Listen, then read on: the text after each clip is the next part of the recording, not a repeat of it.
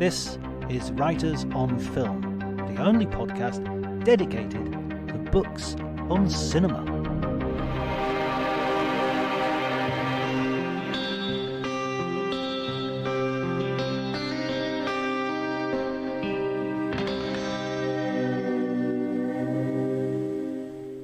Hi everybody, my name's John Bleasdale. I'm a writer and film critic, and today I'm going to be talking to Isaac Butler, the author of The Method, How the 20th Century Learned to Act, which is a superb history of the most significant movement in acting, both theatre and film, of the 20th century, the effect of which we are living with, for good and for bad, even today. So in order to prepare for this podcast, I of course been completely immersed in my role. I've researched podcaster for hours. I've gone into great detail. I've done some exercises. I have my effective memory intensely felt, and I shall be reproducing them throughout the podcast, much to Isaac's irritation. If you enjoy the podcast, please remember to like and share wherever you can. On social media and elsewhere. You can follow me on Twitter at Dr. Jonty, DRJONTY. But before you do any of that, enjoy the conversation.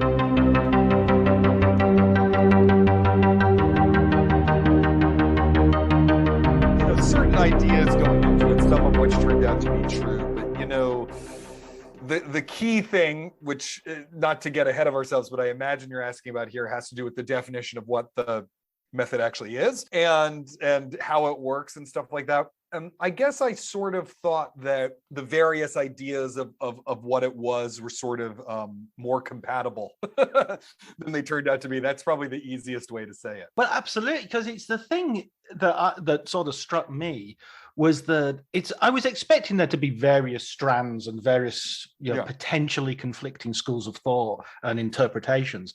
But they're kind of mutually exclusive. There are some real arguments in there which are, that's the absolute wrong thing to do. I mean, they all have their roots in Stanislavski. Yes. They all have their roots in his techniques. They all have their roots in this idea of, the Russian word is perezhevanya, which in English roughly translates to experiencing or re-experiencing. It's like, we want to see the actor kind of going through what the character is going through in a controlled way in real time. So a lot of the end goals are the same, but it is sort of like the various people who teach Stanislavski's techniques in the United States broke off a chunk of his teachings and then ran with them as far as they could possibly go. And so there's a lot of really stark differences there. There are some people who, studied with both Lee Strasberg and Stella Adler, or Lee Strasberg and Stella Adler and Sanford Meisner, or some combination of them, and kind of worked those techniques together and synthesized them into something themselves. But to hear the various teachers talk about it, it was pretty mutual. They thought it was pretty mutually exclusive. And when you start with Stanislavski, even as he goes through his career, I mean, obviously he's developing because he's working it out as he goes along. But some of those changes, again, are really quite major. Yeah. Yes, absolutely. I mean, Stanislavski, so he was open-minded almost to a fault, I think, in some ways. Far more open-minded than I am anyway. And, he was someone who was really interested in experimenting, and he never wanted his ideas or his techniques to become a fixed, codified, dogmatic thing. So in fact, he didn't call it the method, he called it the system. But when he called it the system, it was in quotation marks and all in lowercase, because he wanted to emphasize that it was never fixed. So, he did change his mind a lot or evolve on a bunch of things, but I think it's kind of a mistake personally anyway, to say like, yes, 1937 Stanislavski, that's right, and 1916 is wrong or whatever. I mean, he was constantly evolving and sometimes going back to things he had believed earlier. The only reason why the system stopped developing is because he died. If he had lived to be 150 years old, I'm sure he would have evolved in his thinking of it again and again and again. So, to me, it's less about one is right and one is wrong, as you get all these different angles of attack into the same idea, which is, again, how do we get to the actor being able to experience the character on demand when they have to, which is a challenge for any artist, and in such a way that the audience can perceive what they're doing. I mean, I've heard, again, it's one of those big names you hear all the time, and you think you know what it is. But it was really interesting to read, and you went into it in great depth. I really enjoyed sort of going deeply into it and seeing.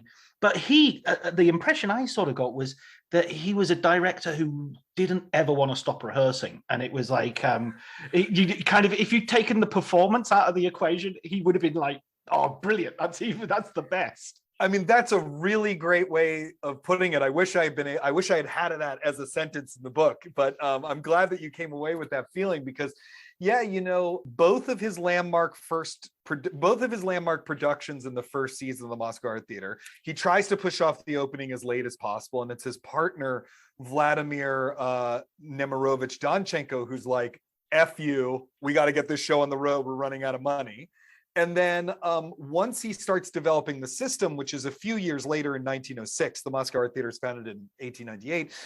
A few years later, when he's working on the system, his rehearsal processes just get longer and longer and longer. I mean, there's a part where, if you're reading in a book, then they rehearsed it 180 times. And you're like, wait a second, 180 times? That's most of a year at least, and then his production of Hamlet rehearses for 3 whole years before they put it on. You're absolutely right that he became more and more hesitant to actually put the plays on. And I think some of that I think there's 2 things going on at once that kind of created that dynamic in Stanislavski. One is that he's this relentless experimentalist.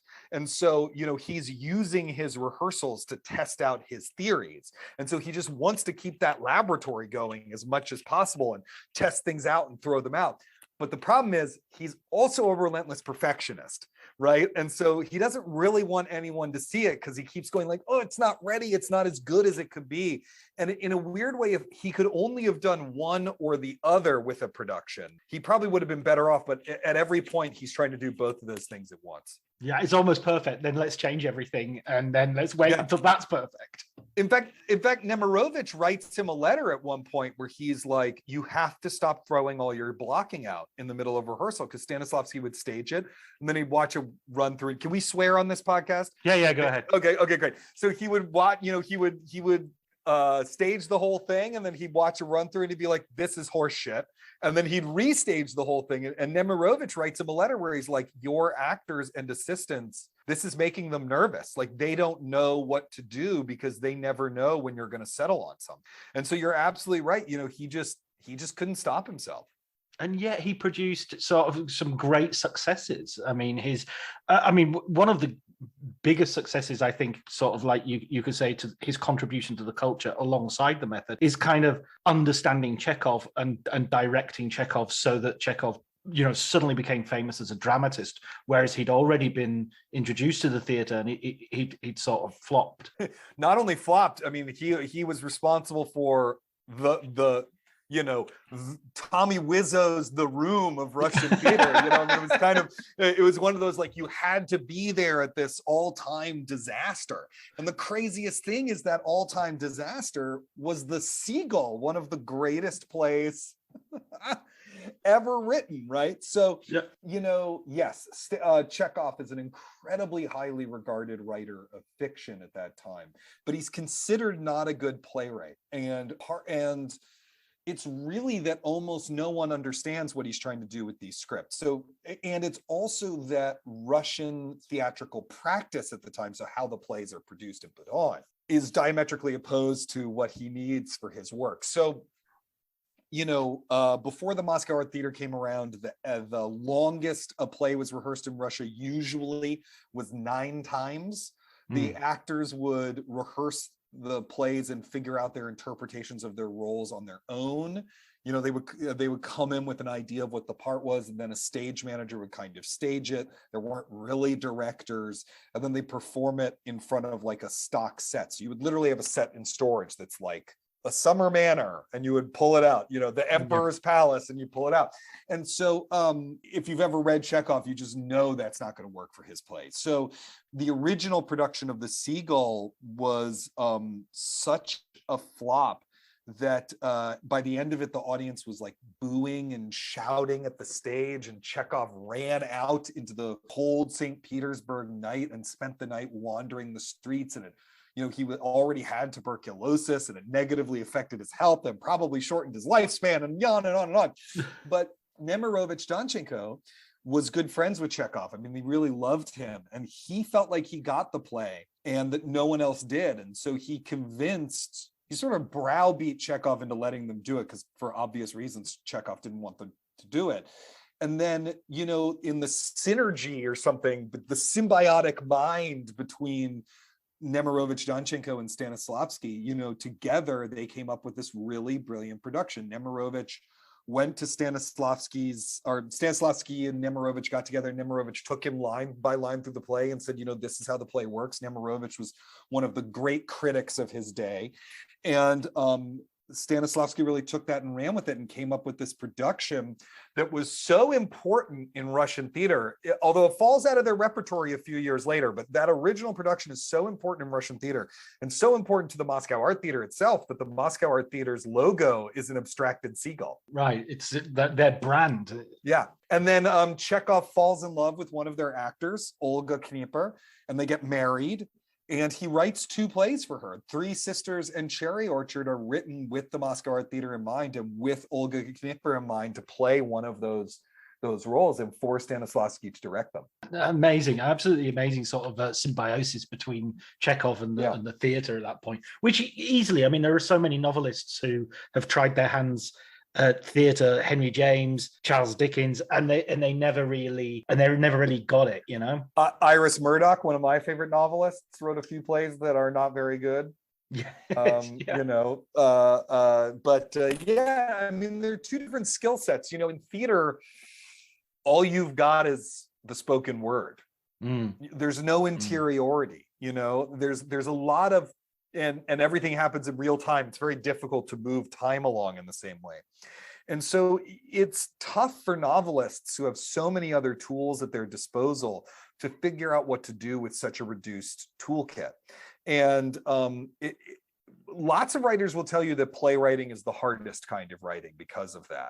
And certainly I think there's a number of novelists who found that really challenging. And so then we get the Moscow Art Theater coming to America and sort of, inject. And one thing I've always wondered about this idea that, you go and see a play in Russian, and as a non-Russian speaker, and you can sit there and appreciate the acting. And you say they were buying little translations and reading them before the performance. Yeah. So I mean, it's a little bit like going to see opera with no super titles. I mean, that's actually, like if you went to go see the opera and you were at a place that didn't have super titles or pre-super titles, you would read a summary of the show in the program, and then you just kind of watch it and try to understand what was going on. You might read the libretto beforehand. It's kind of similar to that. They did publish the scripts in English some of them had already been published. Like, you could already go out and buy Uncle Vanya if you wanted to. But, one of their most famous productions was this play called Tsar Fyodor Ivanovich, which I've actually read because that English translation that was published when the Moscow Art Theater came, there's a PDF of a scanned book of it online. So I've actually read the play, So if you really wanted to know what was going on, you had to read the scripts in advance. Does that mean, do you think that the way they appreciated the acting might have changed, though? They may have been more attentive to sort of mannerisms and expressions rather than, just following the plot or listening to them. Yeah, well, I mean, how are you going to get meaning, I think, is what that question raises for me. How are you going to be able to, if you can't understand word for word going on, understand emotionally what's going on, what the relationships are between the characters? And yes, you would have to pay a lot closer attention to what the actors are doing in order for that to make sense. And, one of the things that people are marveling at that time is how every actor in the ensemble seems equally committed and seems to have as in-depth a characterization, regardless of the size of the part. And that was actually one of Stanislavski's big innovations with the Moscow Art Theater. He's the guy who coined, "There are no small parts, only small actors." That's his aphorism. And, you know, his whole thing was, you could play a spear carrier or you could play Hamlet, but everyone, you know, has to have a really in-depth character. And he paired that with another of his innovations, which is the permanent ensemble. Their ensemble company was a permanent ensemble. They were full-time employees of the theater. They shared a vision of what the theater was going for artistically, or they were supposed to anyway. I mean, they fought about that all the time. And they trained together, you know? And so there was a real part of what was so groundbreaking about those productions was the unity of effect of them. And that really was what blew people away. The fact that they thought about it just shows how committed they are. You know, I mean, I can't imagine like modern day actors in sort of the movie TV land sort of fighting over what methodology they're using or what vision they have. It seems to be a very sort of Russian turn of the century thing. Well, yeah. Although then when we moved to the group theater in the 1930s here in the United States, which is where the method is really born, I mean, they're fighting with each other constantly. They're screaming at each other. Harold Klerman, who was one of the artistic directors of the group, would throw chairs at people when he disagreed with them. And then they'd laugh it off and get drunk or whatever. I mean, part of it is also, I think it's an era, both in Moscow and in New York, where people are far more comfortable with conflict than they are today. I certainly wouldn't be able to do great work under those conditions. I'm not saying that they were right. I'm just saying that culturally there was a lot more tolerance for conflict, for argument, for rage. You know, I mean, these people fought a lot, and some of them would. It's not that they then always got along at the end of it. I mean, there are arguments from the Moscow Art Theater that people are holding grudges about till the day they die. The same is true in the group. But it is that, you know, they seem to believe that art was worth something, having these heated arguments about, and that it was okay to just scream at someone if you really passionately believed about something. I mean, like, I don't believe that. That's not how I'm raising my child. You know, we say don't do that, in fact. But I think it's a really big difference in terms of, it's almost like a paradigm shift about how conflict works, you know? Yeah, and how you can express that sort of passion. And you're right, you know, it's wrong to romanticize it too much, because, you know, a lot of bullying is done under that sort of pretense of passion. Yeah, absolutely. I mean, Stanislavski, for example, even though everyone loved him and everyone talks about how charming he was, and I mean, he was really friends with everybody, you know, he could be a tyrant in the rehearsal room. And sometimes he would joke about that. Like in his memoir, he sort of is very self-deprecating about it. He clearly knows that he probably shouldn't have been so strict or strong-armed or whatever. But you know, if you read the memoirs of the actors who worked with him, particularly a couple of the actresses, you know, they didn't always appreciate it. They didn't always appreciate him yelling at them and then making fun of how they acted in front of the rest of the cast, which was something he would do if he was really angry at someone. And it absolutely was all done under this kind of umbrella of believing that the theater was sacred.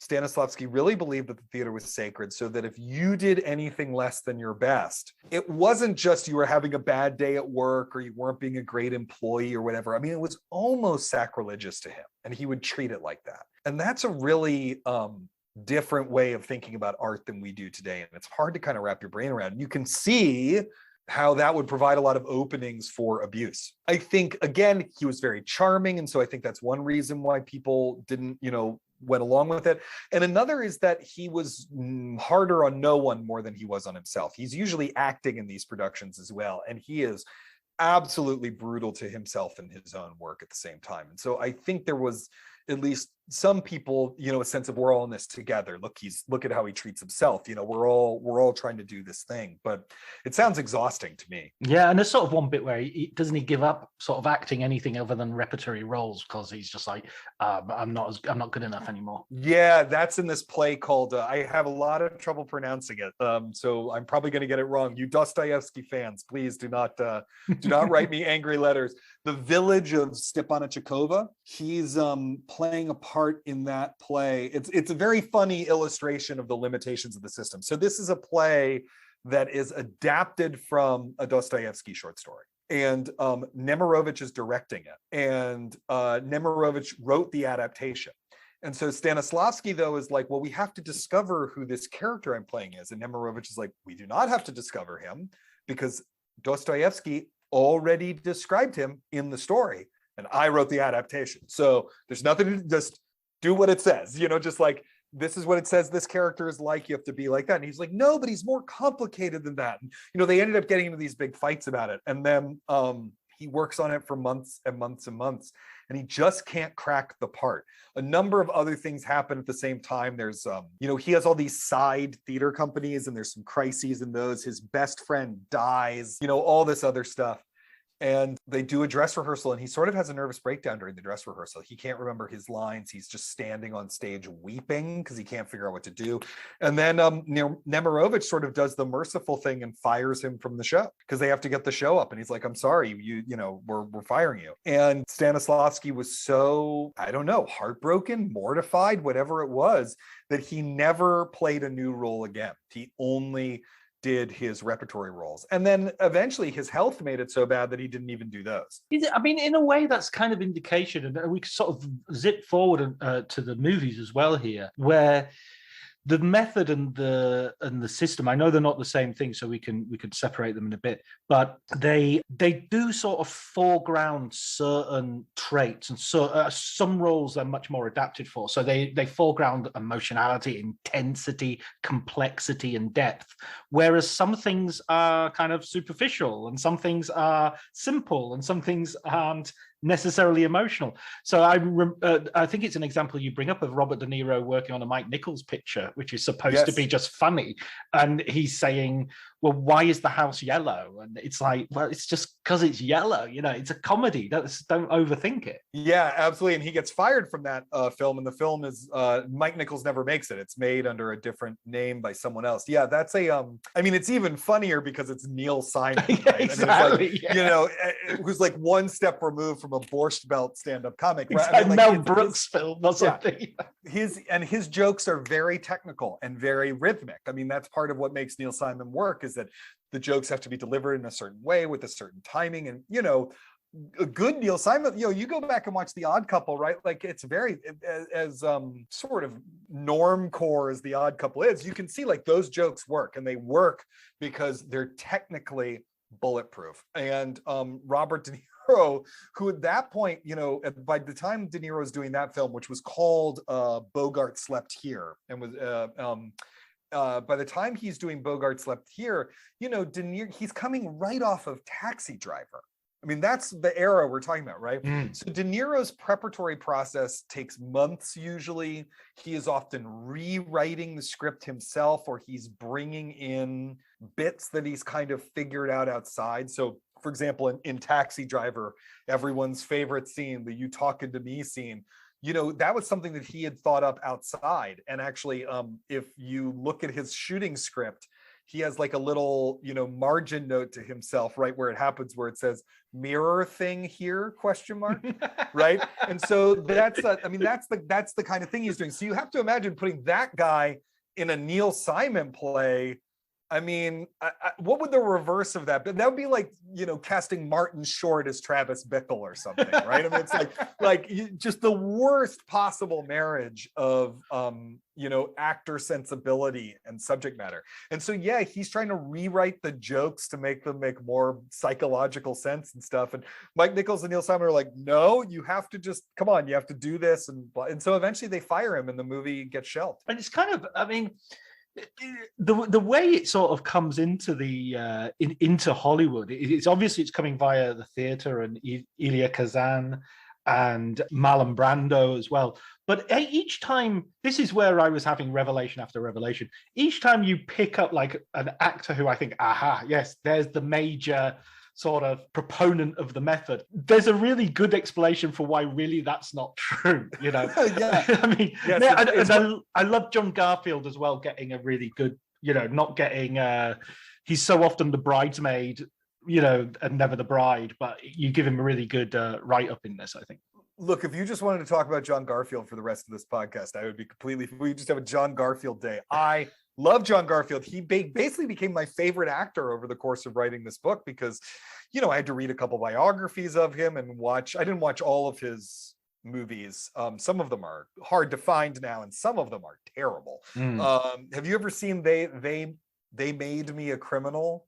Yes, I have. Yeah. Like that one, the one that Busby Berkeley directed, that one, it's like, what were you doing? It guest star, the Dead End kids are in it. It's just couldn't be worse. Anyway, but no, John Garfield is brilliant. And John Garfield actually is the first method movie star for a couple of reasons. One, Brando, and he even said this during his life, was not actually a method actor. And we can maybe put a pin in that for slightly after this. But what Brando pioneered was really the method style. He was so influential that all of the actors who did call themselves method actors, who traveled in his wake, acted like him and wanted to be like him. So that's sort of how, and because he was affiliated with the Actors Studio.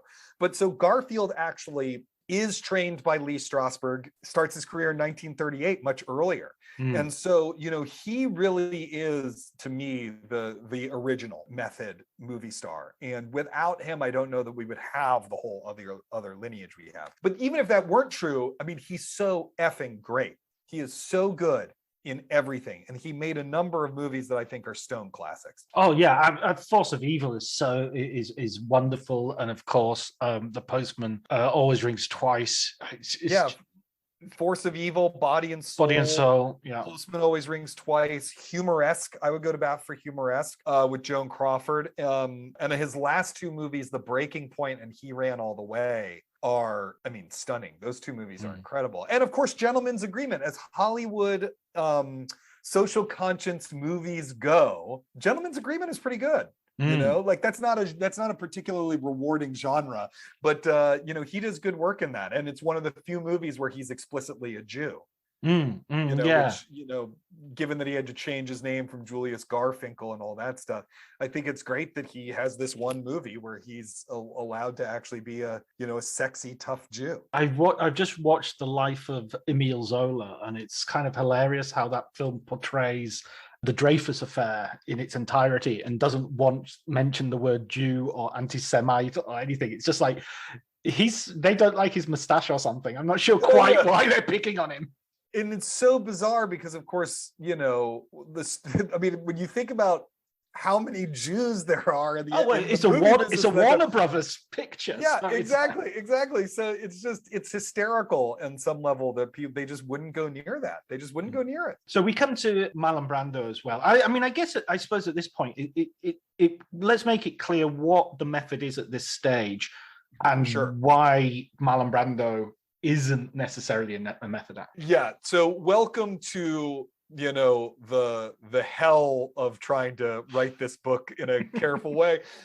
So there's the group theater in the 1930s. That's where the method is born. It's the group is an ensemble theater out of which would come most of the great American acting teachers of the 20th century. Clifford Odets, the greatest left-wing writer of the 30s, Harold Clurman, the great critic and director, Elia Kazan, John Garfield. It's bonkers how many people came out of this company. And part of what's binding that company together is their adaptation and use of Stanislavski's system, which they call the method with a lowercase m. It doesn't mean, it's not the method, it's, hey, this is our method. They actually mean it in this very low-key, system's a little pompous. This is just, hey, we have this method of working. So for a while, method just means any of the American adaptations of Stanislavski that come out of the group theater. And there's a bunch of schisms within the group theater. So there's a bunch of those different interpretations. The major teachers to come out of the group theater are Lee Strasberg, Stella Adler, and Sanford Meisner. By the early 1950s, the method comes to have a capital letter M and a the, and it really only means what Lee Strasberg is teaching people and his version of Stanislavski's theories. And I'll try to do this as quickly as possible, but the Lee Strasberg version of those theories is deeply rooted in psychology and emotion. And it's sort of like, okay, so the actor is their own material, right? They're both the painter and the paint. So what Strasberg's trying to do is make sure your palette has as many colors on it as possible. So you're digging into yourself, really deep into yourself, to create these colors and this idiosyncrasy and this sort of non-cliched, non-standard behavior. And it starts with a series of exercises that begin with learning how to properly relax your body, to how to recall physical sensations in such a way that you almost really feel them, to how to use what's called the effective memory exercise, which is his most famous exercise, that has to do with how to use past memories, often traumatic past memories, in order to sort of dial up the emotions connected to those memories on command and use them as an actor. There's a lot more to it than that, but those are the basics. Stella Adler's process is about scripted, careful textual analysis. Really careful textual analysis, like you go through the text with a fine-tooth comb. It's about an intense amount of research. It's about learning the behaviors of the character. So if you have to iron shirts in the play, right? If you're a housewife ironing shirts in the play, like every housewife had to do in every play in the 1950s, you better actually really know how to do that so that it looks real. And imagination. She did not want the actors using themselves. She wanted them using their imagination and research. And she got increasingly doctrinaire on that point as her career went on. And Sanford Meisner is all about being present in the moment with your scene partner. Really, it's this radical idea of presence. The way his slogan was live truthfully under imaginary circumstances, is to not worry that much about the circumstances and to just be really present and free in yourself and alive. That's what you have to bring, and trust the rest of the production to do the rest of the production's job. So John Garfield, who came out of the group, worked with Lee Strasberg. Lee Strasberg was the acting guru for the first half of the group's tenure. Eventually, Stella Adler and Lee Strasberg have a huge schism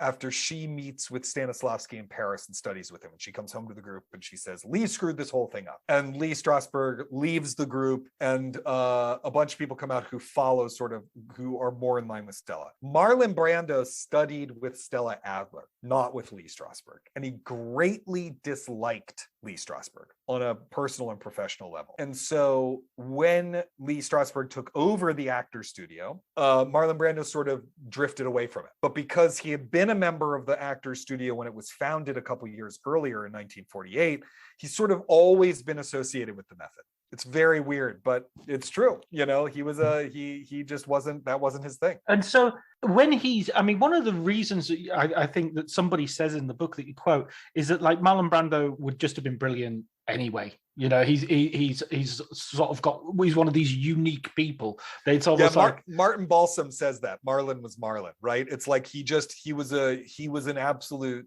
whatever technique he was going to be given, he was going to be a genius. Someone once, it's not in the book because I couldn't find an attribution that I trusted. Maybe it was, but I think it's usually attributed to Shelley Winters, I think, that taking Brando to acting class was like taking a tiger to jungle class. Absolutely. I mean, you could have dropped him on the stage in the Victorian period or the Renaissance period, and I think he would have worked it out, Yeah, I mean, what Stella gave him that I think was really important was she believed in his intellect, which a lot of people had not done up till then because he was dyslexic and mumble-mouthed and could get shy interpersonally. And so, she really educated him. She believed that actors had to be really well educated. I mean, on an autodidact level, you had to do deep research. And so she really brought those kinds of ideas, that you could use your imagination and that you could respect your intellect and you could, find your way into a role that way. They sort of adopted him. Stella Adler and Harold Clurman, who was at that point her husband, kind of adopted him. He dated their daughter. He would come to dinner at their house all the time. They would give him books to read. I mean, he was for a while a surrogate son almost. Yeah, there's a brilliant line about we loaned a lot of people books, but he read them all. Yeah, exactly. He just goes through them. It's like a voracious appetite. Yeah, absolutely. I mean, Marlon Brando had a lot of different voracious appetites, right? For food, for sex, for for learning. Though, I mean, I really think that's true. And and yet there's a sort of like, there's always a sense with Brando of him sort of never quite, it's almost ridiculous to say he never reached his potential when he did so much great work, but there's always that sense, especially in the latter part of his career, that certainly the material deserted him. Yeah, I mean, there's a couple things I think that happened there. These are my own theories anyway, right? So please disagree with me, I guess is what I'm saying. I mean, part of it is I think he was so gifted that he actually had to kind of work to take it seriously enough. I don't know, like, I see this sometimes with students of mine who are super gifted. Like, it just comes to them so easily. And then when they hit rough patches, they sort of don't know what to do, I think that's part of it. Also, he just felt really conflicted about acting his whole life. He wanted originally to be a jazz drummer. He kept thinking about quitting the business to become a civil rights activist and other things like that. He was really conflicted about it. He really hated Hollywood. And after the disaster of One-Eyed Jacks, after One-Eyed Jacks is taken away from him and edited without his permission, you know all that stuff that happened with One-Eyed Jacks, his directorial debut. I think that he really took a kind of fuck you attitude towards Hollywood, and so he would just take these jobs for the money, and he would kind of do whatever he wanted as in the part. I mean, there's some good performances in there, but he would sort of do whatever he wanted. I mean, one of the reasons I think why he wins the Oscar for Godfather is people are just like, thank God he's delivering a good, like, he seems to be giving a shit again. Although you talk to people who were on the set of that movie, and I don't know how much of a shit he actually gave. But, I mean, and it's also true that he had this just persistent mischievous streak. He did not want to be told what to do. And if anytime he got too comfortable, he'd kind of do some crazy trickster thing. And sometimes that works. Like, have you ever seen the Missouri Breaks, the Arthur Penn movie? Yeah. A lot of people hate that movie. I actually love that movie. But Marlon Brando is doing some weird stuff in that movie. And it seems like he's doing whatever he wants, but it sort of works because his character is this kind of malevolent trickster. So the character is Irish, and Marlon's doing this kind of very thick Irish brogue, but then the character decides to go undercover as an American. And so Marlon is doing an Irishman pretending to be American accent that sort of is convincingly that, and then he's constantly getting up in weird disguises. He dresses up in drag at one point. I mean, it's a very odd performance in film, but there's something really interesting about that. In some ways, I think it's harder for him when he's trying to play more normal people. It reminded me a little bit. I was talking to Patrick McGilligan about Jack Nicholson, and he was saying how Jack Nicholson always plays the loser. He couldn't play Dirty Harry because Dirty Harry wins. Right? He'd have to not shoot the killer at the end. Yeah. And I mean, Jack Nicholson is a great example of. I mean, until Batman and the blockbuster era come around and sort of he just is cashing in on being Jack all the time, a truly brilliant method actor. I mean, if you want to see what method acting can do, watch 5 Easy Pieces, and try to imagine anyone else doing what Jack does in that role. The mysteriousness of that character, his complexity and depth, but how you're never given access to it. That amazing scene at the end with his father, who's actually played by Bill Chally, who is a member of the group. So, that's sort of like the legacy coming around full circle. I mean, it's truly incredible. Or when he plays Eugene O'Neill in Reds, which I think is one of the great film performances, of all time. There's an incredible depth and complexity that Nicholson is capable of that, for most of the second half of his career, he's not really tapping into. Although there's that late career movie that Sean Penn directed, The Pledge, that he's kind of astounding in, I think. I don't know whether that's a good movie or not because I found it so upsetting I've never watched it again since the first time I saw it. But he's really astounding in it. It's a bizarre film because it's so good. Mickey Rourke has a very sort of poignant cameo in it as well. And I've watched Sean Penn's directing career with aghast at how he's just slid so far from The Pledge. I do think The Pledge was the high point of his career. The scene is it a turkey barn or a chicken barn where there's I just remember that shot of all the birds gathering around them in this kind of symmetrical frame. Yeah, I should watch that movie again because I remember seeing it and just being blown away, but it's so upsetting. That movie is so upsetting. I had trouble wanting to revisit it. Talking about upsetting, this idea of effective memory, which I think a lot of people would sort of have as one of their staple ideas of what the method is. I mean, I guess the popular imagination, method acting is Dustin Hoffman not going to sleep before the Marathon Man, and perhaps if you know a second thing about it, then effective the idea of remembering a key emotional moment in your life in order to reproduce that emotion. Yeah, totally. I've heard Michael Caine talk about having one in his head that he uses nowadays in every single film, whether he needs it or not. So I mean, that effective emotion thing, though, as you said, Stella Adler hated that idea because she sort of thought it was almost immoral to put an actress or an actor through that repetition of trauma. I don't think it was almost. I mean, she called it sick. Yeah, right. She said it's sick to do. The word she used was sick. She was like, Lee Strasberg is a sick man, and this is a sickness, and he's asking actors to do this sick thing. I mean, that's the word that she would use for it. So I think she did think it was immoral. I think the issue was that Lee Strasberg became so central to American acting that a lot of people felt that's what they needed to do, and that was the technique that they needed to adopt. And he would say that's what they needed to do, and that was the technique they needed to adopt. But the truth of the matter is there are some actors for whom that is incredibly useful and powerful and potent and not crazy making. Do you know what I mean? Like, they can use it well. A perfect example is probably Lee Strasberg's most devoted student, Ellen Burstyn. Right? You can actually go somewhere on YouTube. There's footage of Lee Strasberg doing an effective memory exercise with Ellen Burstyn. Like, she took over the actor studio after he died and ironed it all out. She is one of the great method actors of all time. And she's just like, no, this works for me. This is really powerful. This is how you get to the truth. There are other actors who would tell you only use effective memory as an exercise. When I interviewed Estelle Parsons, she said, you use these exercises like if you were playing a musical instrument, you got to clean your musical instrument. That's what it's like. Or you got to do your scales. You're not going to sit there in a concert and do scales. This is the thing you do to prepare you to do your role. You don't do this during the role. And then there are people who shouldn't do it. Like, when I was a student actor, I definitely shouldn't have been doing that stuff. That wasn't, or what I learned through doing it is that it was not going to work well for me.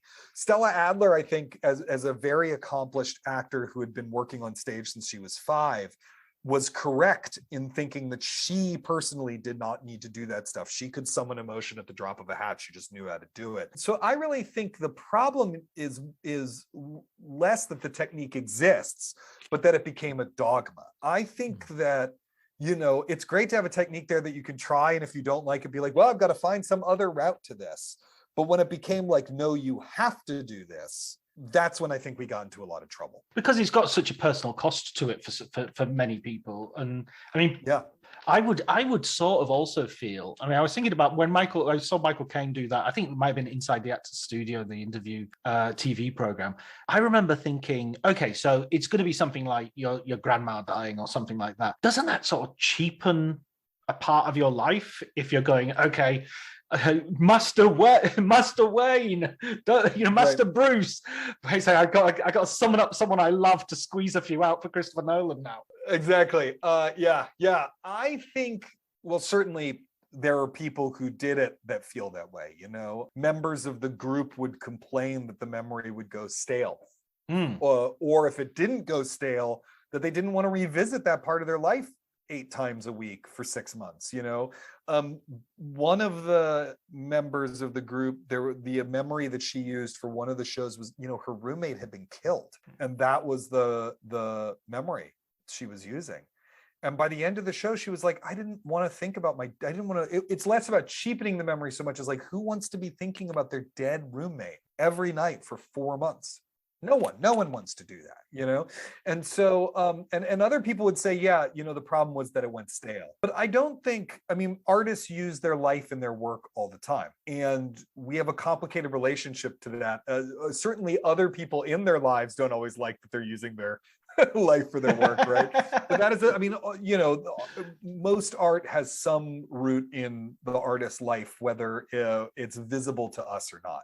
Like, did you see Tick, Tick, Boom? Did you see that? Yeah.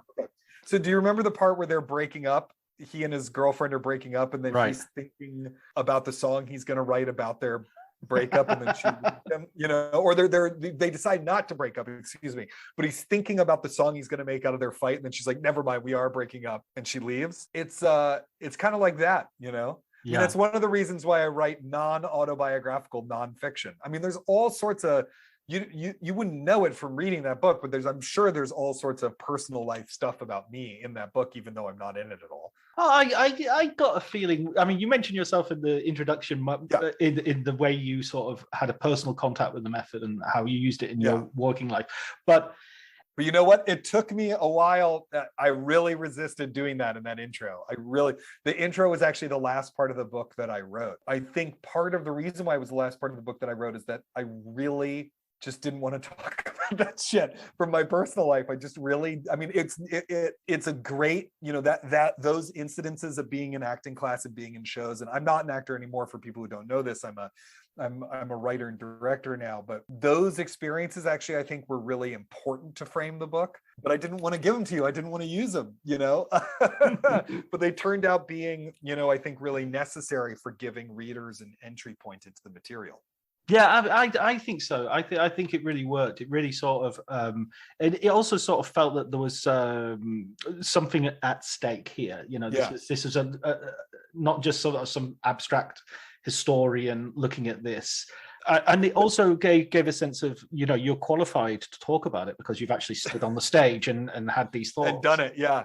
But that's funny, though, because everything you're talking about right there, those are method values, right? It was important to feel that something personal of the, in this case, writer instead of actor, was at stake.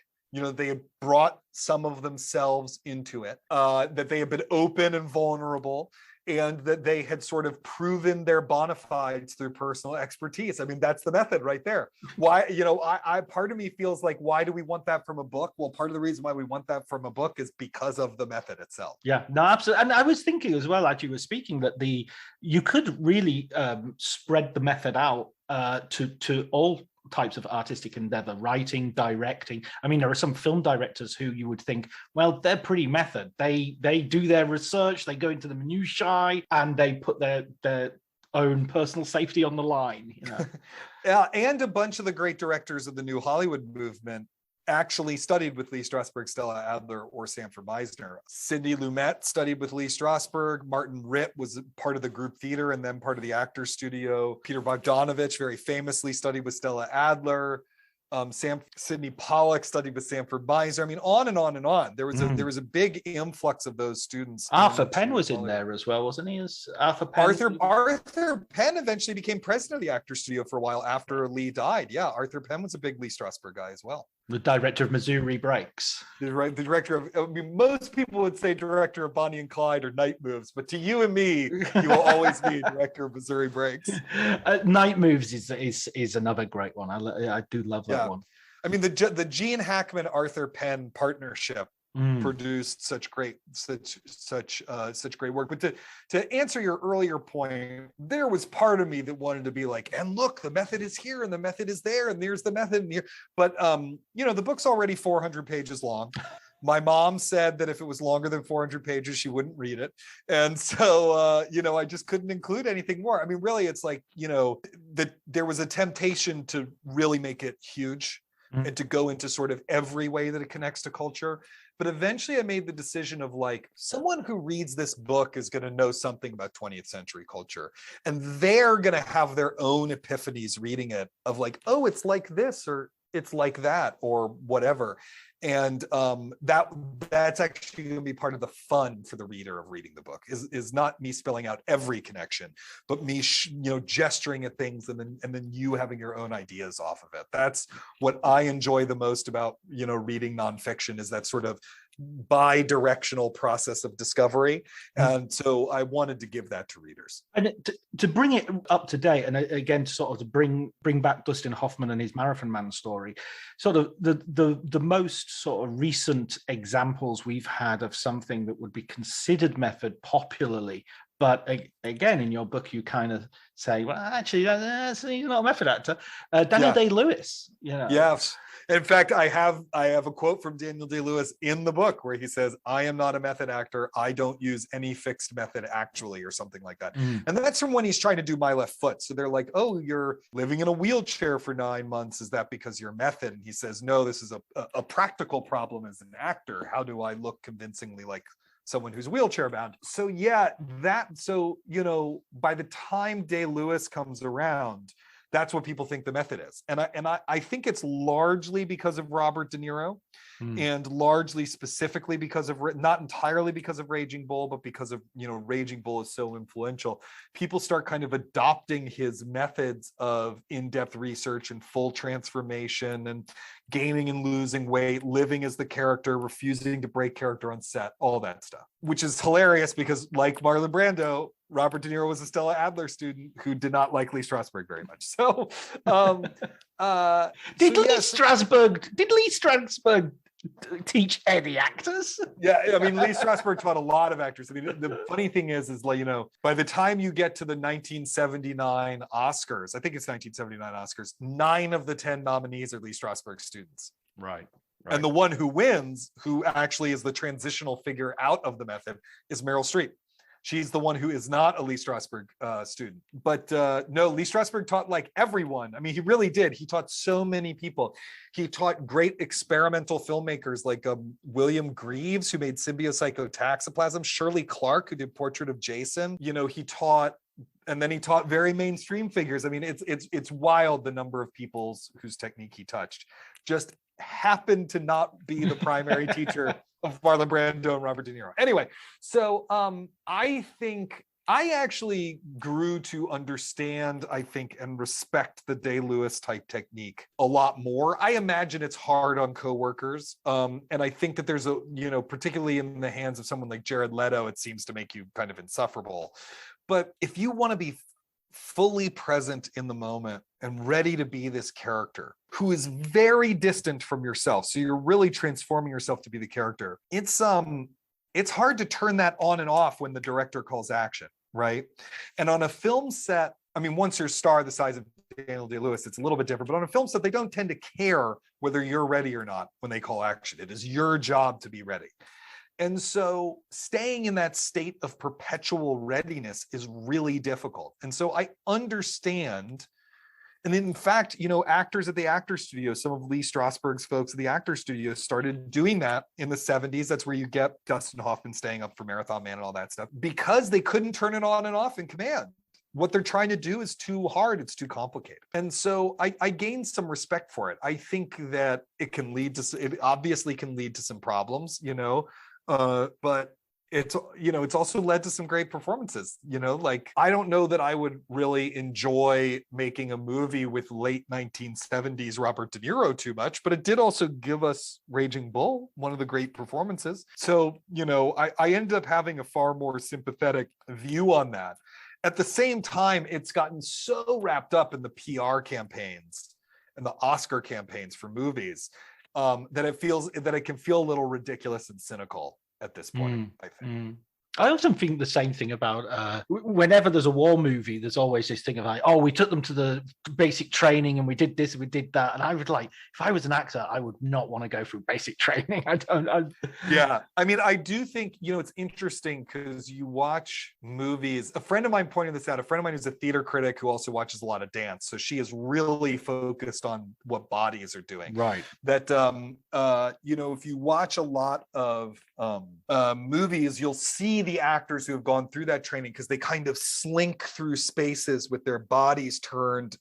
This is not a video podcast, so that's not going to read. With their bodies turned 180 degrees, the way that like a special forces person would while holding some sort of machine gun. I don't know anything about weapons. So, you can see, because it actually has affected the way they move through space, whether they're supposed to be in a military movie or not, like everyone knows how to do that. The thing is that, if you're going to be in a World War I film, that's not the training. You need, I don't want to go live in a trench, but you do have to figure out how to believably seem like you've been living in a trench for a few months or whatever, right? And figuring out how to do that is, I think, tricky, but there's other ways to do it. You could look at photo. I mean, Stella Adler would tell you, look at a photograph from the trenches and mimic the physicality, try that physical pose on, read everything you can about World War I. If your character's based on a real person, read about the battles they're in. Educate yourself, go and look at paintings of people during the time period, read diaries, just try to get yourself into that world, into the given circumstances is the term of the world as possible. And I don't think you need to go through basic training to do all of that, frankly. So where do you see acting now in terms of, the method, is it still, it's still obviously influential, but is it still the reigning idea, or do you think that it's been superseded? I don't know that we have a reigning idea now. Right. For a bunch of different reasons, but it's certainly not the method. If we have one, it's not the method. What happens in the 80s and 90s is all of the original American teachers of Stanislavski technique die, right? At the same time? Yeah. They're in a bus? It's like the day that music died. It's they were in that plane with Buddy Holly and Richie Valens. Buddy Holly and Richie Valens. Yeah, exactly. No, it's but over the course of those 20 years, they all die. Lee Strasberg was born in 1901. And he dies in 1982. Harold Clurman dies in 1980. Stella Adler, Sanford Meisner die in the 90s. It's really the end of the era. And part of these techniques, the part that's not transferable, is that these were all like kind of charismatic geniuses with idiosyncratic eyes, but also a very precise vision for BS. And that's not replaceable. You can teach their techniques, and there's many great teachers of their techniques. I'm not putting those people down, but they also aren't the kind of charismatic, like, I'm the founder, I'm the master, I built this thing, I'm a legend, that aura that surrounds them. No one has that. And so also the super blockbuster emerges in the 80s, in international big budget audiences have a big effect on movie making. And so what the industry wants from actors changes a bit. And so you sort of enter this period where there's actually an astounding diversity of technique and approach and results. So, in the 80s, you have the Brat Pack and you have Nicolas Cage, but you also have Robert De Niro and Al Pacino and Meryl Streep. But, you have this, there's a lot going on. I think we still have that to some extent. I think that the Juilliard school and its approach, which is really a marriage of classical European technique and American method technique, has proven remarkably durable. Who are the two, great actors around the age of male actors around the age of 40? It's Oscar Isaac and Adam Driver, right? They both came from Juilliard. Jessica Chastain came from Juilliard, stuff like that. And so I don't know what the future holds. I think we live in an era where there's lots of different ways to be a good actor, and I think for the most part that's good. I do think the part of the method that remains dominant, but even that's starting to fade, is what we want from an acting performance. Is the feeling that we want truth. We want to believe that this person is actually playing their character, that the character is a real person. And we want that sense of artistic truth.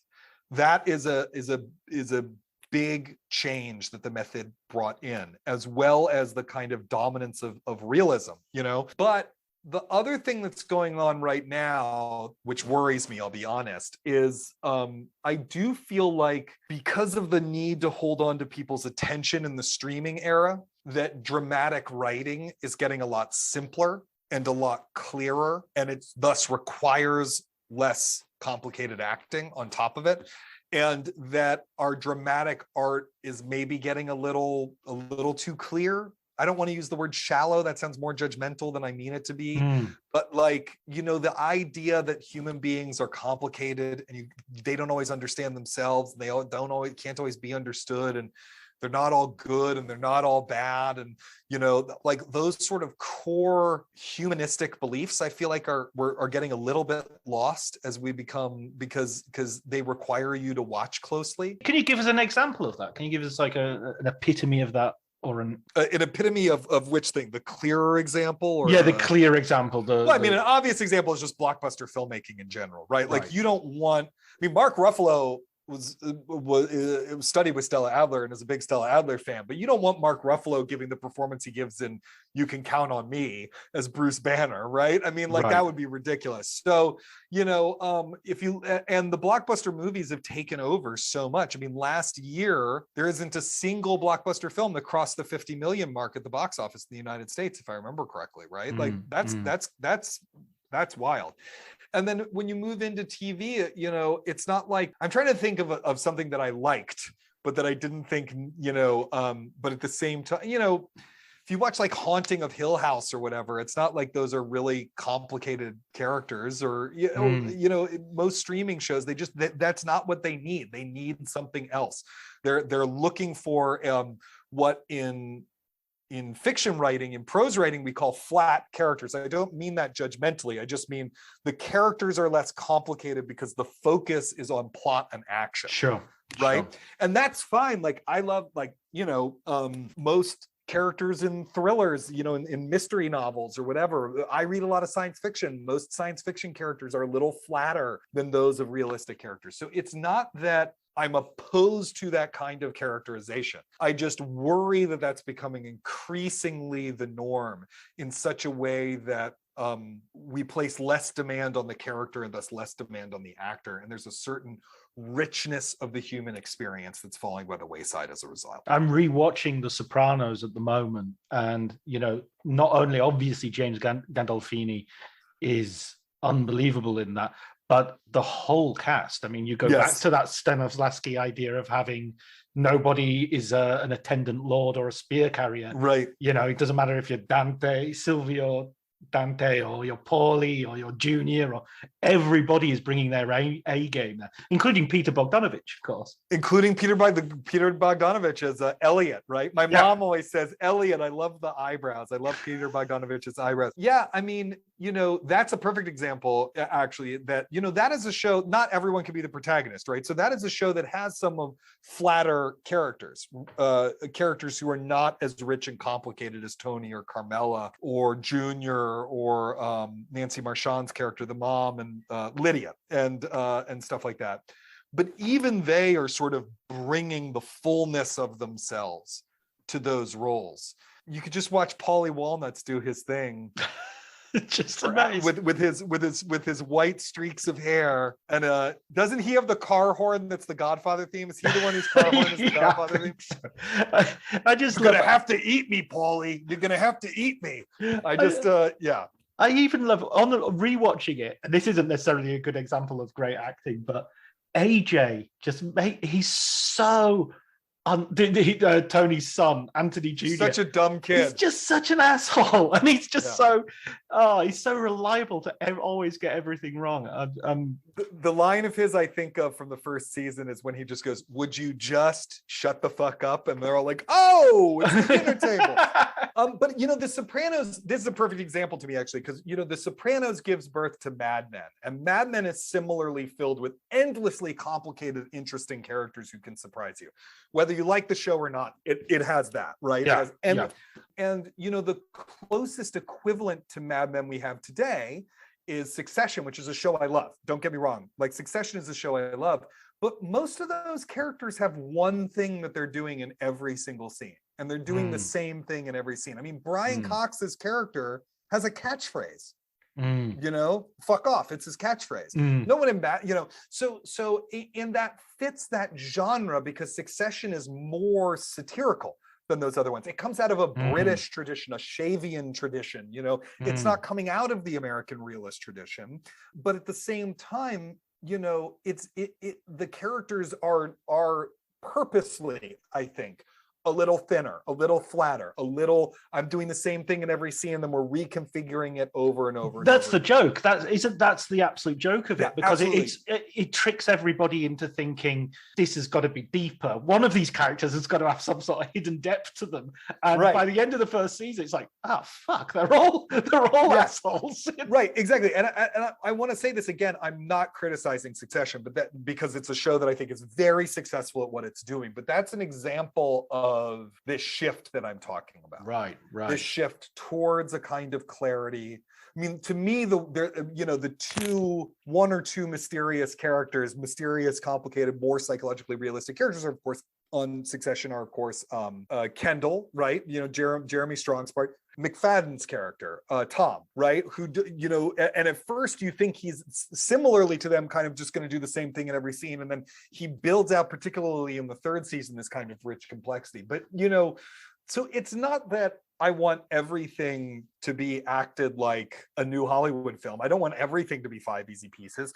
I just hope that as a culture, we're still holding on to that idea of what a human being can be and things like that. And funnily enough, actually, that New Yorker piece about Jeremy Strong seemed to be expressing a kind of real impatience with the method, or with that version of the method. So, certainly people in that article do. I mean, I should say I know Michael, who wrote that piece, and he and I had a little phone call while he was writing it, just to, he was like, am I getting this terminology right? And so I did have a little bit of a preview of it. I think it's, Michael, I know, because he's said it both publicly and privately, and it's in the article, has an unbelievable admiration for what Strong accomplishes.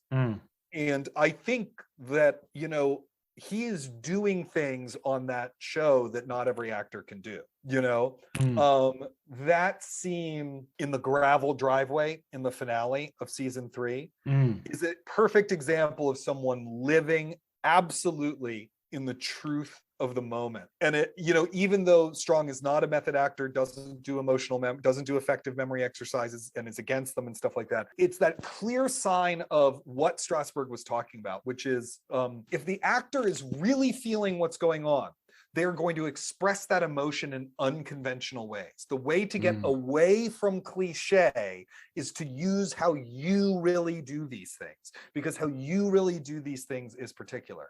And so that gravel driveway scene is a perfect example of that he's truly in the moment. It's real truth. It seems to have this profound effect on the actors he's working with. They're better in that scene than they usually are, et cetera, and so forth. And then the dialectic of that article is like, does he have to be this preposterous a person to get this result?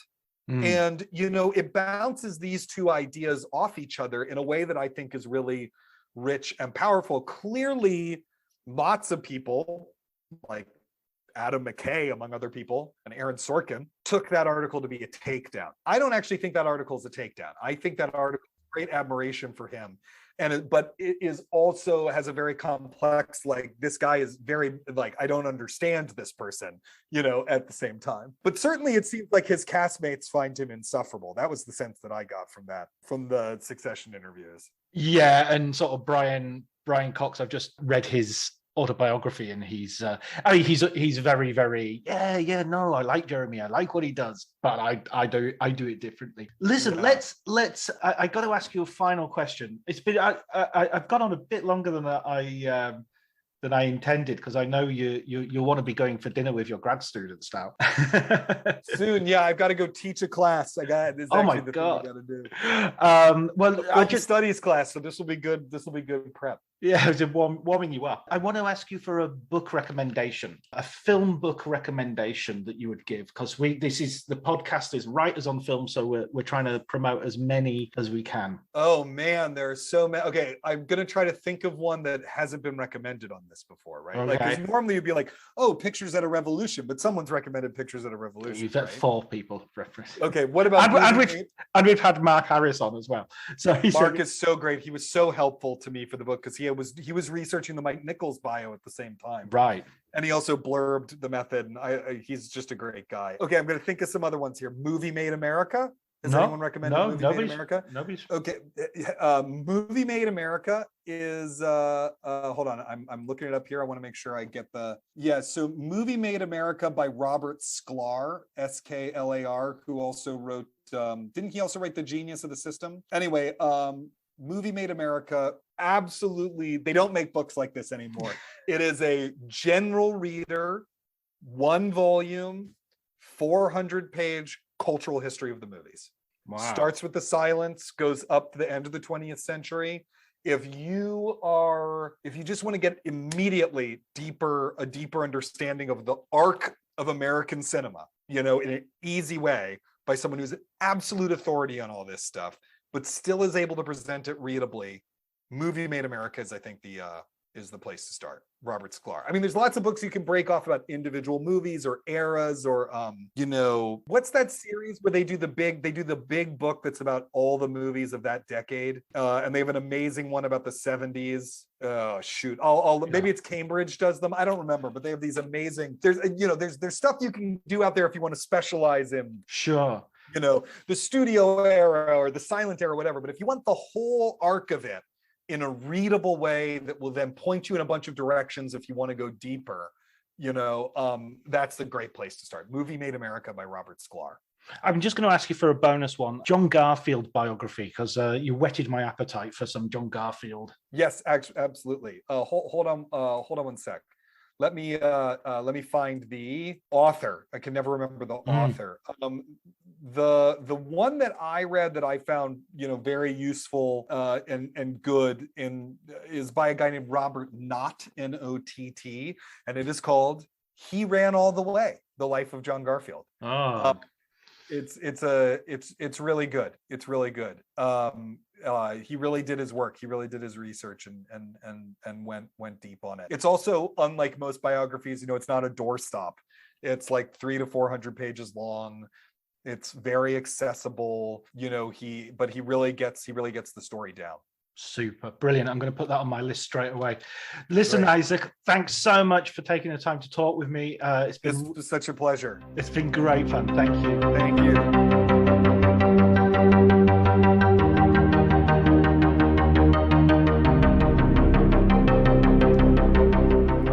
So that was my conversation with Isaac. I hope you enjoyed it. I had a great time. I learned a lot from his book. It comes highly recommended. His other recommended books were Movie Made America, A Cultural History of American Movies, which is written by Robert Sklar, S-K-L-A-R.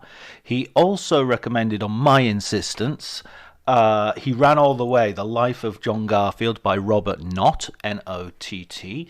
And we were talking about a series of books, and I was completely baffled. I don't like Googling things while I'm doing the podcast because you can hear me tapping away on the keyboards, and will no doubt guess what I'm doing. But the movies of the 70s, the series he was talking about, I think, are the Taschen books, and the movies of the 70s is by Jürgen Müller and has a picture of Clockwork Orange on the cover. Thanks very much to Isaac Butler for giving me the time. I also want to thank Elliot Atkins for the music, Ali Harwood for the art, and of course I want to thank all of you for listening and for supporting this podcast. It really means so much to me and it really keeps me going. So please continue, and I'll see you next week.